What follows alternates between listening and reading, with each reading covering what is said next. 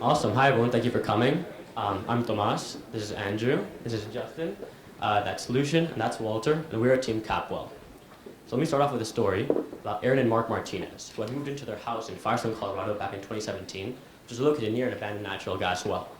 They were reinstalling the water heater with Aaron's brother when some methane made its way into the basement and exploded, killing Mark, Aaron's brother, and severely injuring Aaron herself. When we first heard about this, we were shocked that something like this would happen in the United States, honestly.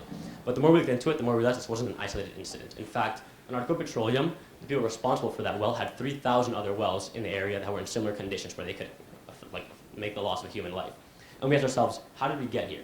So to understand how we got here, we need to look at how a natural gas well works. So first, the well is drilled and casing is installed, which is a series of telescoping pipes that go all the way down to reach the shale, which is where the oil and natural gas are produced.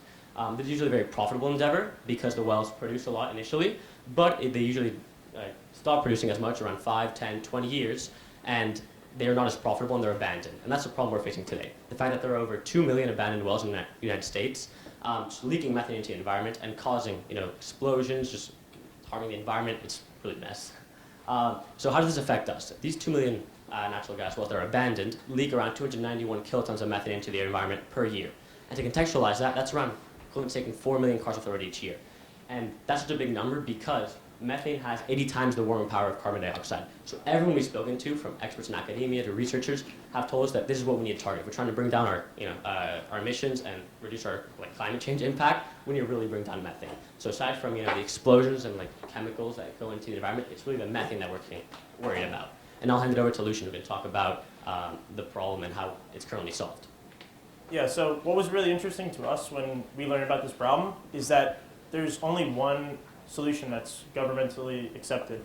And that is the solution over here, which involves removing the well casing, which can go down a mile or deeper in the ground, with heavy machinery such as what you see in the photo there. And then they have to replace that well casing and then subsequently cement at every single rock layer. So obviously this is a very time-intensive process. It can cost a lot of money. And as you see there, it's hard if there's a well in a neighborhood or something to get all this equipment in there. Our solution, on the other hand, costs a fraction of what the current solution is, and would optimally take only a day to install using a pickup truck and a team of a few people as opposed to a full team of hired professionals. And so looking at the space as a whole, honestly, the space as a whole is kind of just the one solution that I explained to you guys. We spoke with the Environmental Protection Agency, and they said, oh yeah, sometimes we'll put a bag on a well. But that's not really that's not really up to the standards that we want. So what we want to do is have something that has the efficacy of classic cementing, but has the low cost of at-home cementing or the plastic bag approach. And our understanding of this has been informed by stakeholders who are in academia, in the industry, and who are also the environmental experts that I mentioned earlier. And what they've said notably is that this is the Wild West.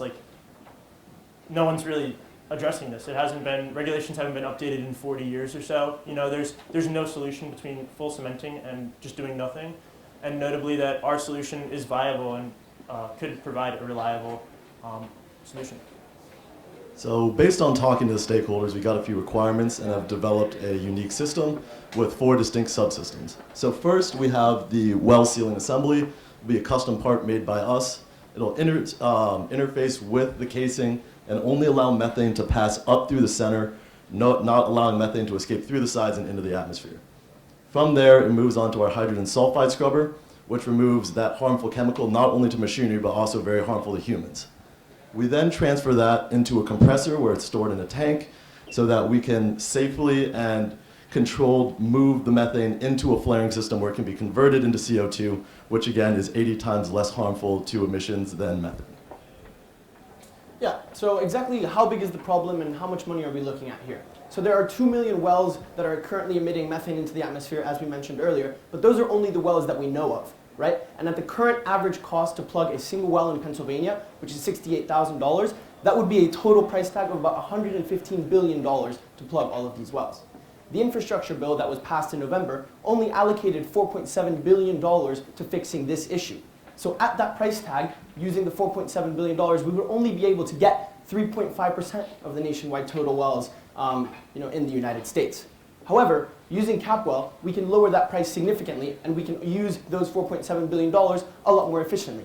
And at that cost, we can cover about 40% of the nationwide total of wells, which is only still a drop in the bucket. And this is actually the only federal funding allocated towards this problem ever.